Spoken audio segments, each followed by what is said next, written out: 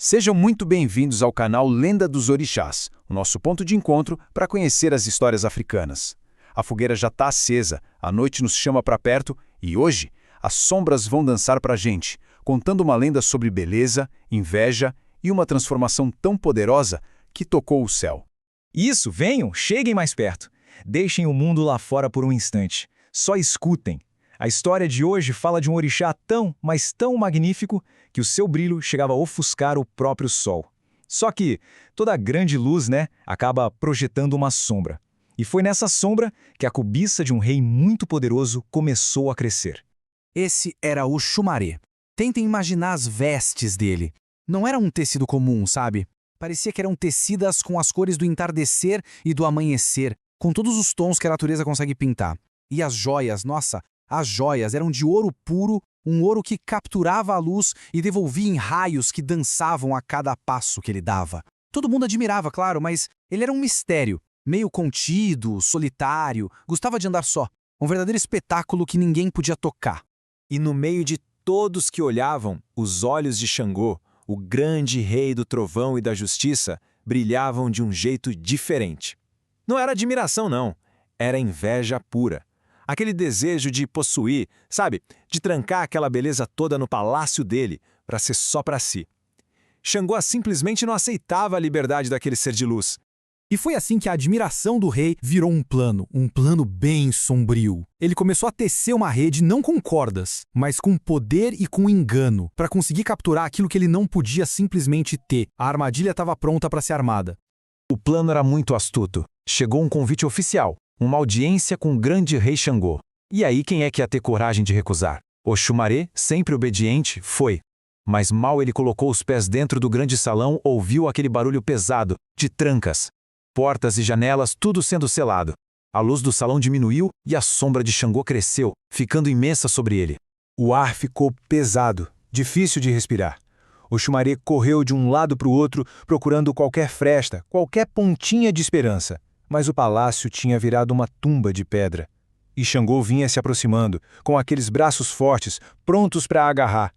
Não tinha para onde correr. O que é que se faz quando o poder de um rei te encurrala desse jeito? Foi ali, no auge do desespero, um segundo antes da captura, que a verdadeira magia aconteceu. Uma fuga não com os pés, mas com a própria essência. Uma metamorfose que nasceu de uma prece, da vontade imensa de ser livre. Completamente encurralado, Oxumaré levou seu pensamento. Não foi um grito, sabe? Foi um sussurro da alma, direto para Olorum, o criador de tudo. Um pedido de socorro, uma súplica para não ser aprisionado, para não ter seu brilho apagado pela ganância. E os céus ouviram. Exatamente no instante em que os dedos de Xangô tocaram o braço dele, uma coisa extraordinária aconteceu. A pele de Oxumaré começou a perder a forma humana. O corpo dele começou a ondular, a se esticar, de um jeito fluido, como se fosse feito de água e luz. Uma mudança que vinha de dentro para fora. Onde antes tinha pele, agora começaram a surgir escamas, milhares delas, e cada uma brilhava com todas as cores que antes estavam nas suas roupas. Aquele ser de luz estava se desfazendo para dar lugar a uma forma nova, uma forma ancestral e muito poderosa, a de uma serpente.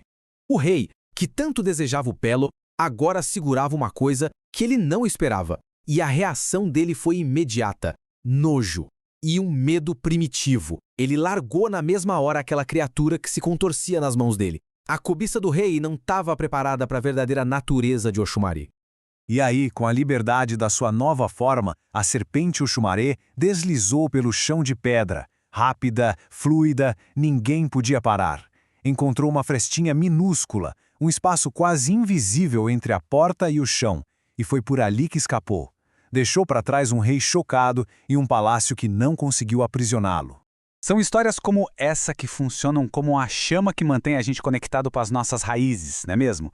Se essa narrativa está aí aquecendo o seu espírito, então já deixa o seu like e se inscreve aqui no canal Lenda dos Orixás. Assim, a nossa fogueira continua sempre acesa, pronta para revelar mais segredos que a noite tem para nos contar. Mas é importante entender uma coisa. Aquela transformação não foi só uma fuga, foi muito mais. Foi a revelação de um destino, a manifestação da verdade mais profunda de Oxumaré. Ele não é um só, ele é dois. um segredo que estava guardado na sua essência e que ensina pra gente sobre o equilíbrio do mundo. Olhem só que mistério fascinante. Durante metade do ano, Oxumaré é homem. Ele é um magnífico arco-íris que a gente vê no céu, um ser masculino que liga a gente ao divino.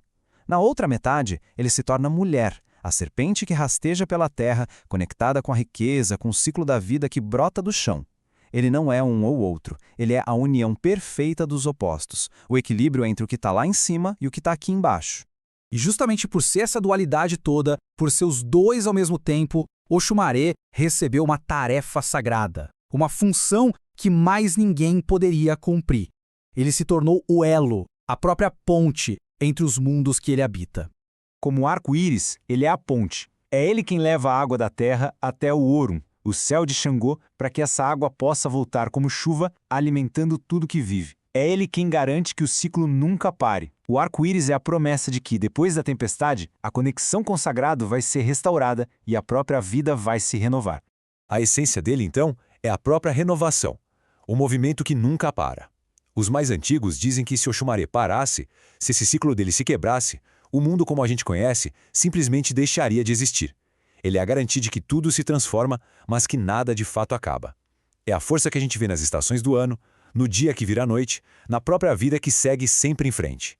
E agora, enquanto a fogueira vai baixando e a noite fica mais funda, a lenda nos deixa com uma pergunta no ar. Pense bem, dentro de cada um de nós existe um céu, que são nossos sonhos, nossa fé. E também existe uma terra, que é a vida material, os desafios do dia a dia. Então, qual é a ponte que une o seu céu e a sua terra? O que te renova e te mantém em movimento? Fica a reflexão, porque a resposta, assim como o Xumaré, talvez não esteja em escolher um lado, mas sim na beleza da transformação que consegue unir os dois.